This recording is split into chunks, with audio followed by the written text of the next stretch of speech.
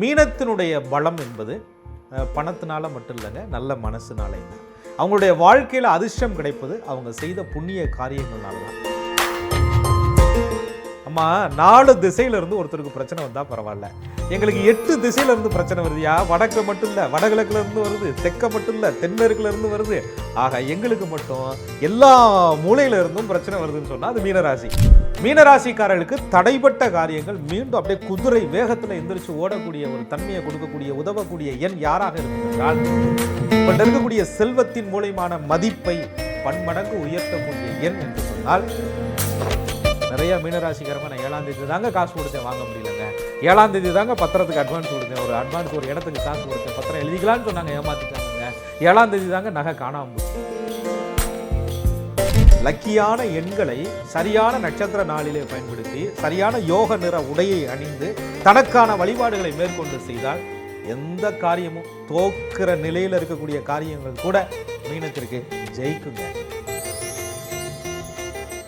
மீனம் ராசிக்கு அதிர்ஷ்டம் தரும் எண்கள். வணக்கம் சார். வணக்கம். குரு வாழ்க, குருவே துணை. நம்ம நேயர்களுக்காக நம்ம லக்கி கலர்ஸ் சொல்லியிருக்கோம், அதே மாதிரி லக்கி டேஸ் சொல்லியிருக்கோம். இதெல்லாமே ஒவ்வொரு ராசிக்காரங்களுக்கும் தனிப்பட்ட முறையில் அவங்களுக்கு எந்த கலர் பெஸ்ட்டாக இருக்கும், எந்த கிழமையில எந்தெந்த நல்ல காரியங்களை அவங்க செய்யணும், இதெல்லாமே நம்ம பார்த்தோம். ஆனால் எல்லாரும் ரொம்ப மோஸ்ட் ரெக்வஸ்டட் வீடியோனா இந்த லக்கி நம்பர் சொல்லுங்க எனக்கு அப்படின்னு சொல்லிட்டு, அதனால் நம்ம மேஷம்லேருந்து மீனம் வரைக்குமே ஒவ்வொரு 12 ராசிக்காரங்களுக்குமே அதிர்ஷ்டம் தரக்கூடிய எண்கள் பார்த்துட்டு இருக்கோம். ஸோ அந்த வகையில் இன்னைக்கு நம்ம பார்க்க போகிறது மீன ராசிக்காரங்களுக்கு அதிர்ஷ்டம் தரக்கூடிய எண்கள். ஸோ மீன ராசிக்காரங்களுக்கு இந்த மாதிரி லக் எல்லாமே அவங்களுக்கு யதார்த்தமாக அமையும் சார். சொல்ற மாதிரி லக் அதிர்ஷ்டம் இல்லையா, அதாவது பண வரவாக இருக்கட்டும், ஒரு நல்ல வாழ்க்கையாக இருக்கட்டும், இதெல்லாம் மீனத்தினுடைய பலம் என்பது பணத்தினால மட்டும் இல்லைங்க, நல்ல மனசுனாலையும் தான். அவங்களுடைய வாழ்க்கையில் அதிர்ஷ்டம் கிடைப்பது அவங்க செய்த புண்ணிய காரியங்கள்னால தான். அவங்க எவ்வளவோ லக்கியான விஷயங்களை, அவங்க தெய்வ வழிபாடுகளை எடுத்துக்கணும், அதிர்ஷ்டக்கல், அதிர்ஷ்ட மோதிரம், அதிர்ஷ்ட நிறம் இதெல்லாம் இருந்தாலும் கூட மீனராசிக்காரங்கள்ட்ட 2 குவாலிட்டியான விஷயங்கள் இருக்குது. ஒருவர் செய்த உதவியை, நன்றியை மறக்கவே மாட்டார்கள், ஒருவர் கொடுத்த காயத்தையும் மறக்க மாட்டாங்க. ஸோ இந்த மனக்காயத்தை இவங்களுக்கு வெளியில் வர்றதுக்கும் அதுக்கப்புறம் இவங்களுக்கு நல்ல அதிர்ஷ்டங்கள் கிடைக்கிறதுக்குமான எண்கள் இருக்குது. ஒரு விஷயத்தை ஒரு டேட்டில் தேர்வு செய்யும் பொழுது அது நமக்கு ரொம்ப துக்கத்தை கொடுத்தது. ஏற்கனவே ரொம்ப சென்சிட்டிவான பர்சனாக இருக்கக்கூடிய இவங்களுக்கு அந்த விஷயம் பூரணமாக நடக்க முடியாமல் அது தோத்துட்டோம்னா, அது கிடைக்கலனா, எனக்கு நடக்கலையேன்னு சொல்லும்போது சரி கடந்து போயிடலான்னு போக முடியாமல் அதுலேருந்து கடப்பதற்கே இவங்க 2 நாள் டைம் எடுத்துக்க வேண்டியதாக இருக்குது. அப்போ ஒரு ஆரம்பிக்கும் பொழுதே ஒரு நல்ல தேதியில் ஆரம்பித்தா இவங்களுக்கு வாய்ப்புகள் தேடி வரும். 2வது ஒரு விஷயம்னா, மீனம் என்பது குருவோட ராசி. குருனா பிரம்மாண்ட தனம், பெரும் புகழ் அப்படின்னு சொல்கிறாங்க.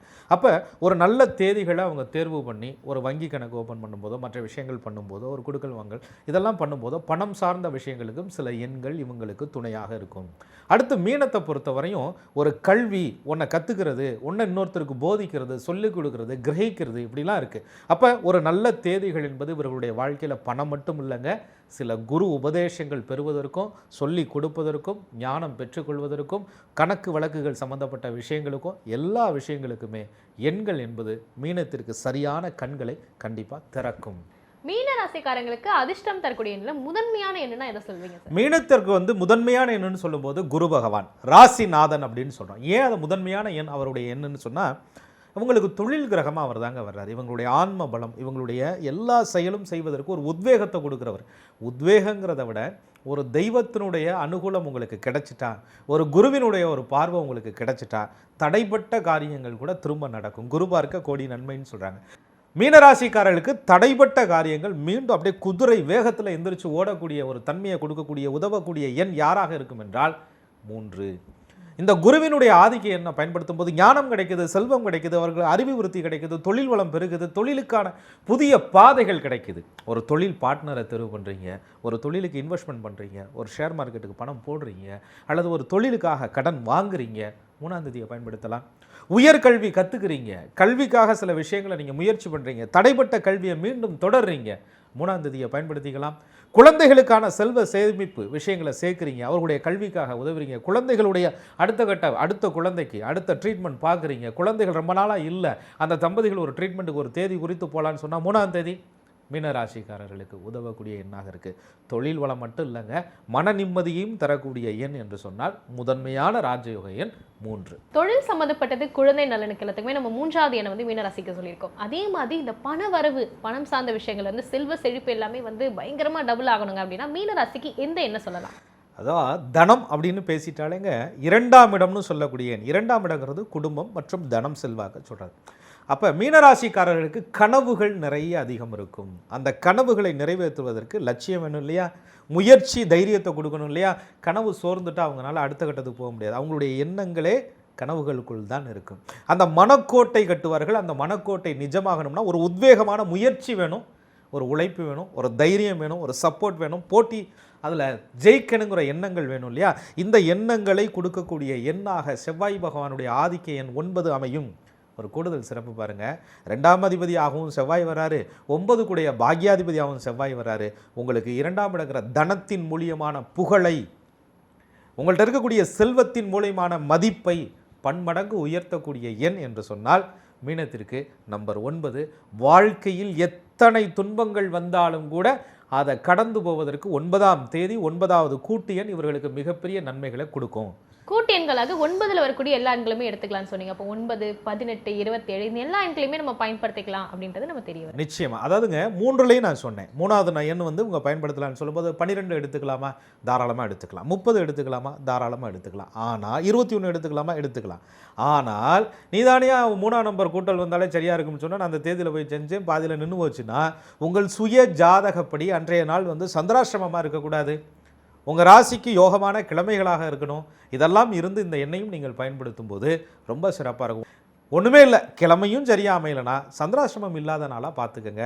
ஆனால் லக்கியான எண்களை சரியான நட்சத்திர நாளிலே பயன்படுத்தி சரியான யோக நிற உடையை அணிந்து தனக்கான வழிபாடுகளை மேற்கொண்டு செய்தால் எந்த காரியமும் தோக்கிற நிலையில் இருக்கக்கூடிய காரியங்கள் கூட மீனத்திற்கு ஜெயிக்குங்க.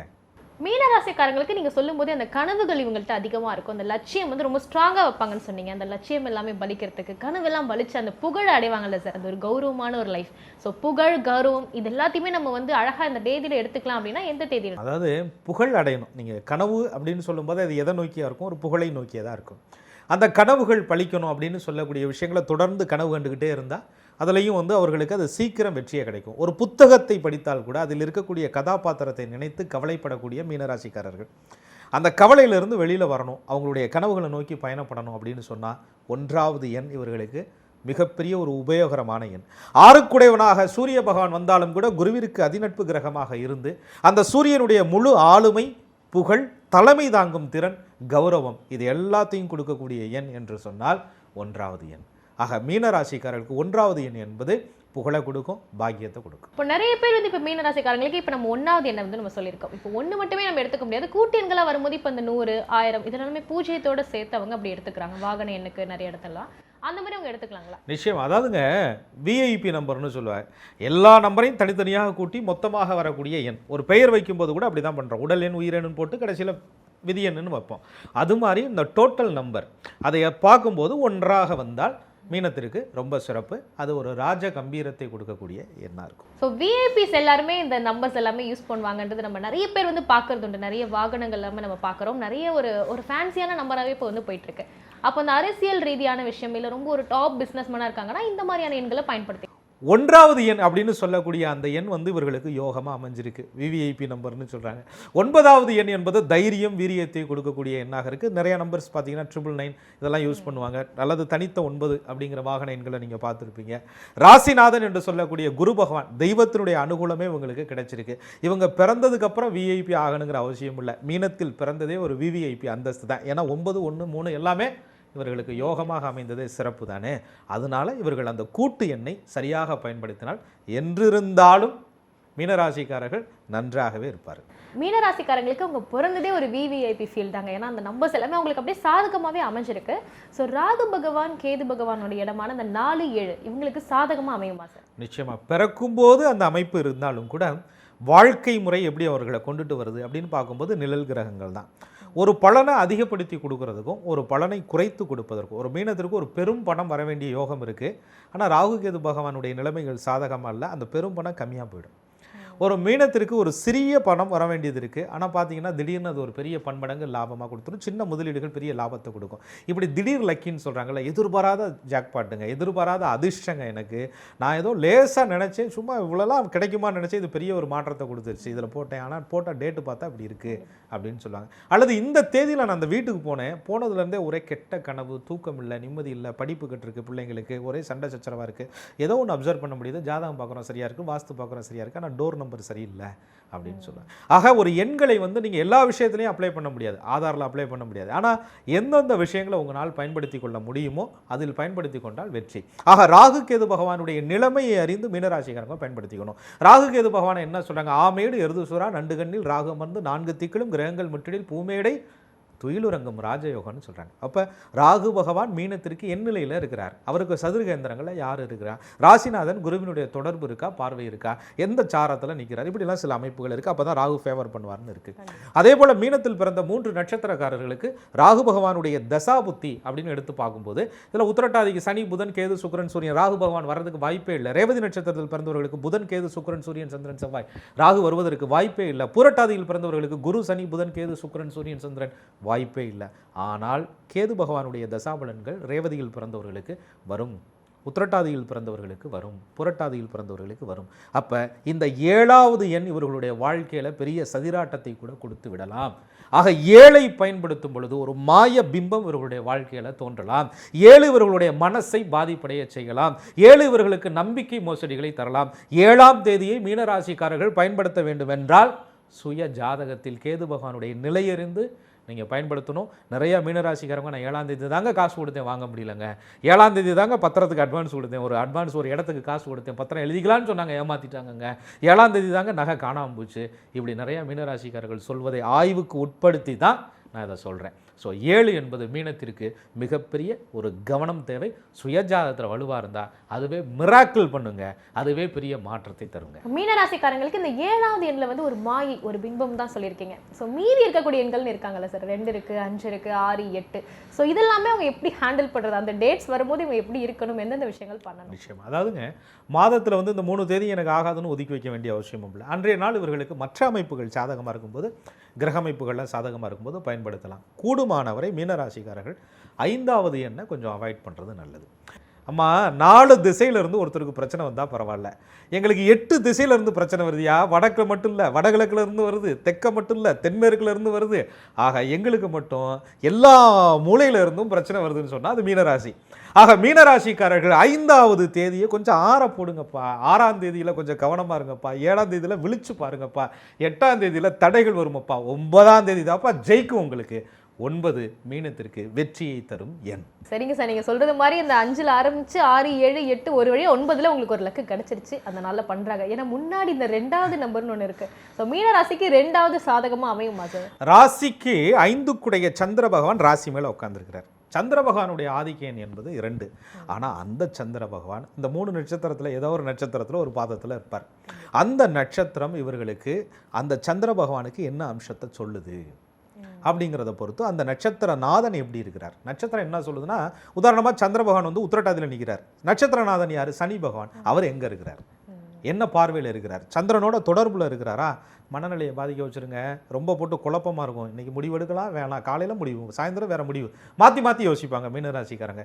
ஆக சந்திர பகவானுடைய அம்சம், நட்சத்திரநாதனுடைய அம்சம் சரியாக இருந்தால் முடிவுகள் சரியாக எடுப்பதற்கு 2ஆம் தேதி உதவும். இல்லைன்னா முடிவுகளில் மாற்றங்கள் உண்டாகும். அதனால் 2 என்பது கன்ஃபியூஸ். ஓகே, இந்த 1ஆம் தேதி அவங்களுக்கு லக்கா இருக்கும்போது 3ஆம் தேதி லக்கா இருக்கும்போது இந்த 2ல கொஞ்சம் கேப் விட்டுக்கலாம். அந்த ஒரு பிரேக் இருக்கிறது நல்லது தான் மீனராசிக்கு. ஸோ இன்னைக்கு நம்ம மீனராசிக்கு அதிர்ஷ்டம் தரக்கூடிய எண்களை ரொம்ப தெளிவாக பார்த்தோம். ஸோ அதிர்ஷ்டம் தரக்கூடிய எண்கள் ஒரு பக்கம் இருக்கு, இந்த எண்களில் கொஞ்சம் கவனம் இருக்கலாம் அப்படின்றதையும் நம்ம தெளிவாக பார்த்தோம். ஸோ மேஷத்திலிருந்து மீனம் வரைக்கும் ஒவ்வொரு 12 ராசிக்குமே நம்மளுடைய சேனலில் ரொம்ப தெளிவாக அதிர்ஷ்டம் தரக்கூடிய கிழமைகள் பார்த்துருக்கோம், அதிர்ஷ்டம் தரக்கூடிய நிறங்கள் பார்த்துருக்கோம். இப்போ நம்ம அதிர்ஷ்டம் தரக்கூடிய எண்களையுமே பார்த்துருக்கோம் சார். ஸோ தொடர்ச்சியாக இன்னும் அதிர்ஷ்டம் தரக்கூடிய நிறைய விஷயங்களை நம்ம பார்க்க இருக்கிறோம். நேயர்களுக்காக தொடர்ச்சியா பேசலாம். நன்றி சார். நன்றி. குரு வாழ்க்கை, குருவே துணை.